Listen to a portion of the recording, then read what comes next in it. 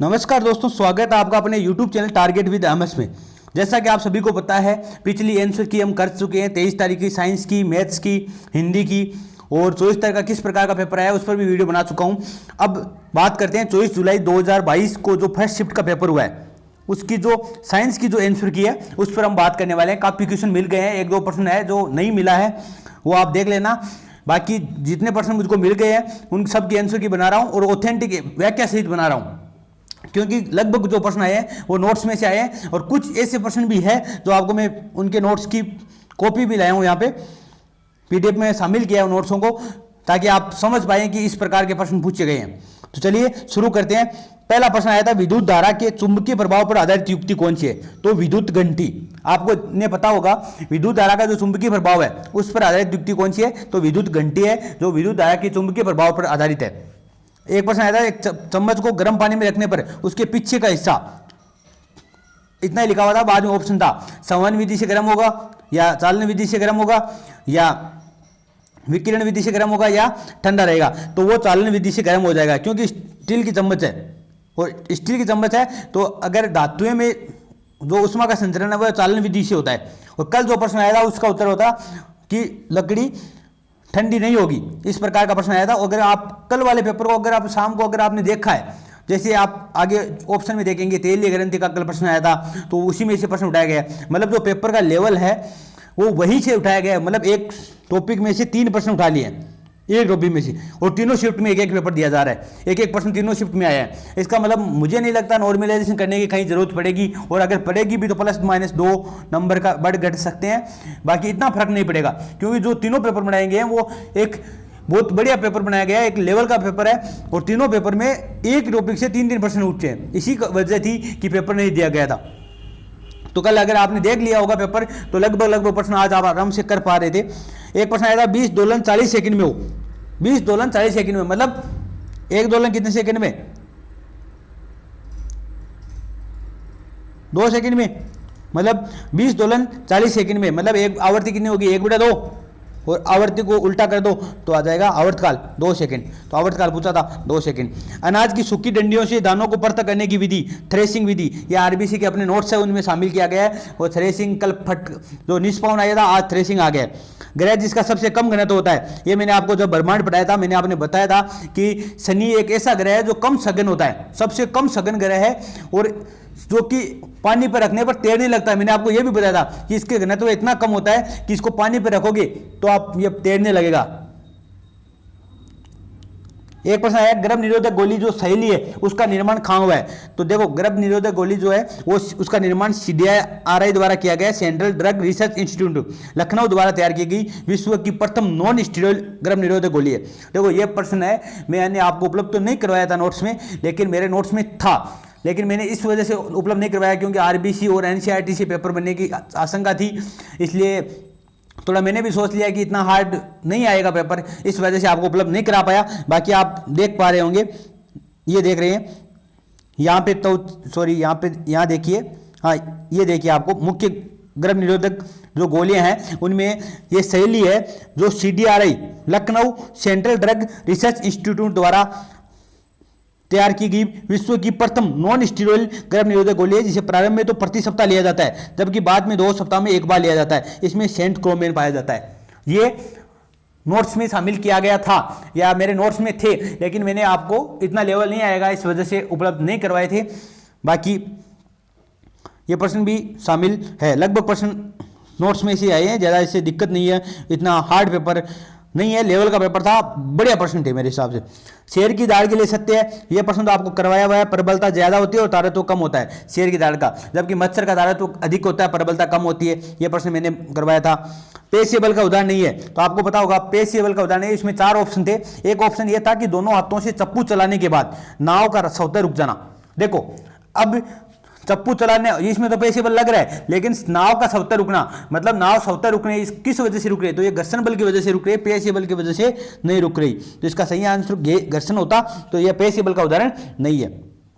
एक प्रश्न आया था कि वाहनों के जो पार्श्व दर्पण है, और आपको पता होगा वाहनों के पार्श्व दर्पण में उत्तल दर्पण लगा होता है, तो उसमें उत्तल दर्पण आभासी, सीधा और छोटा होता है। हमेशा ध्यान रखना, उत्तल दर्पण से जो बना प्रतिबिंब है वो आभासी होगा, सीधा होगा और वस्तु से छोटा बनेगा, जबकि अवतल दर्पण से बना प्रतिबिंब वास्तविक और उल्टा होता है।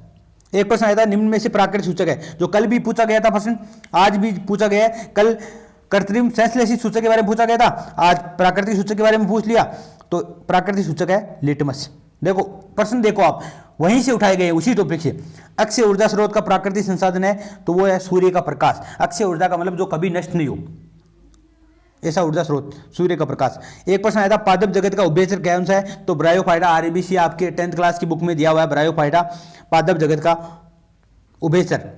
एक आया था सुजाक रोग, कल भी एक प्रश्न इस प्रकार से पूछा गया था, जो रोग हम सामान्यतः पढ़ते हैं उनमें से नहीं आया था, और कल भी एक प्रश्न आया था और आज वापस एक प्रश्न आया है। जो सुजाक रोग का है उसका रोग कारक कौन सा है? तो इसमें 4 ऑप्शन थे, वही कल वाले 4 ऑप्शन थे, लेकिन इसमें निसीरिया गोनोरिया मेरे हिसाब से ये होना चाहिए इसका सही आंसर।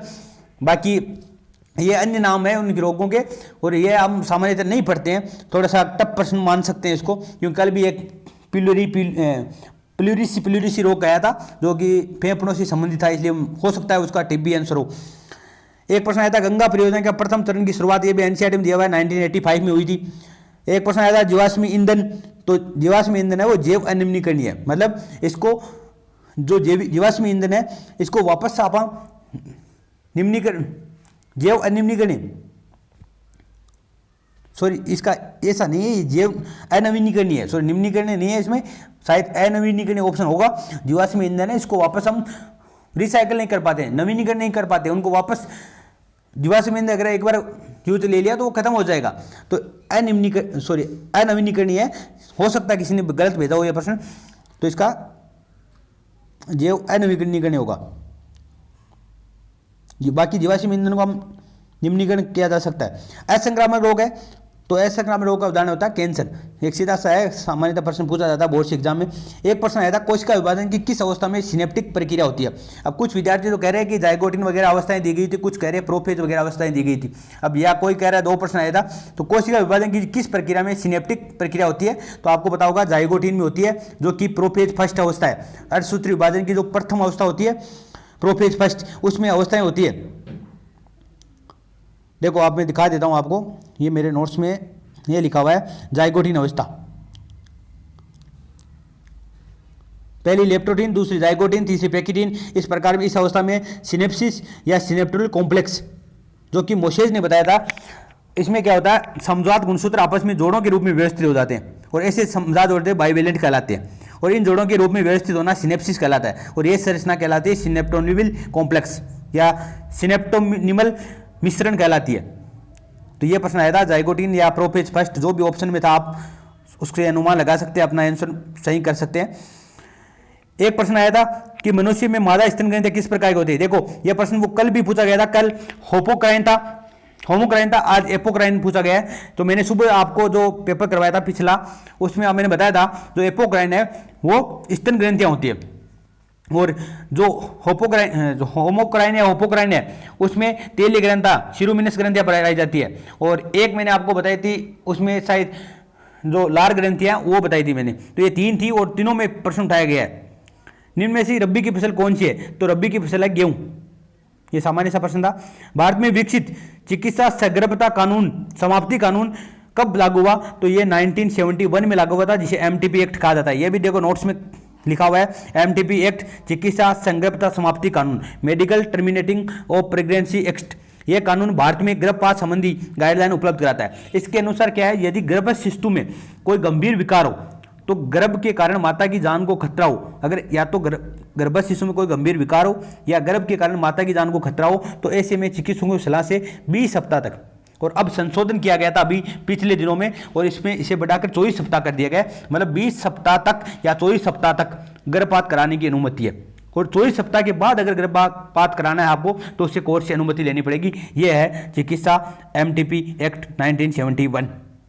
तो ये प्रश्न आया था, बहुत शानदार प्रश्न आया था। मैं अप्रिशिएट करता हूँ बोर्ड की कि इस प्रकार का पेपर बनाया था, एक लेवल का पेपर बनाया था। पिछली बार को लेवलहीन पेपर नहीं बनाया, बहुत बढ़िया पेपर बनाया है बोर्ड ने, और तीनों पेपरों का लेवल सेम रखा गया है। ये बहुत बड़ी बात है एक पेपर बनाने वालों के लिए, तीनों पेपर का सेम लेवल रखना। और इसी वजह से पेपर नहीं दिया गया था आपको।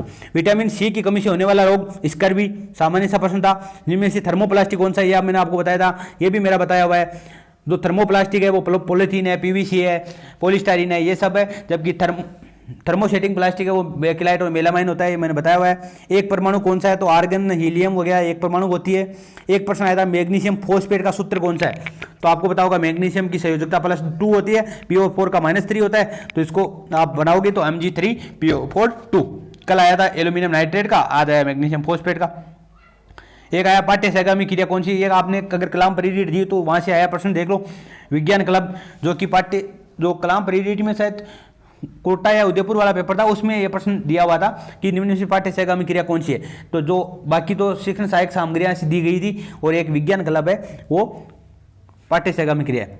एक प्रश्न आया था शिशि का कार्य क्षेत्र, तो शिशि का कार्य क्षेत्र में 4 ऑप्शन दिए गए थे, एक में उपयुक्त सभी दिया गया था, शायद वो आंसर उसका होता क्योंकि सभी आंसर सही दिए गए थे। एक पूछा है सहायक सामग्री की सीमा क्या है, तो उसमें भी 4 ऑप्शन दिए गए थे। एक ऑप्शन था कि सहायक सामग्री महंगी होती है, ये इसकी एक सीमा होती है, महंगी होना एक सीमा है, दो से इसका।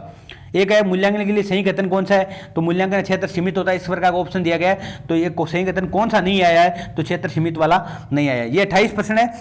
अब 2 प्रश्न आपको कौन से रह गए हैं वो आप कमेंट कर देना, मैं बता दूंगा आंसर। बाकी जो भी प्रश्न आया है वो लेवल से प्रश्न आए हैं और अच्छे प्रश्न आए हैं।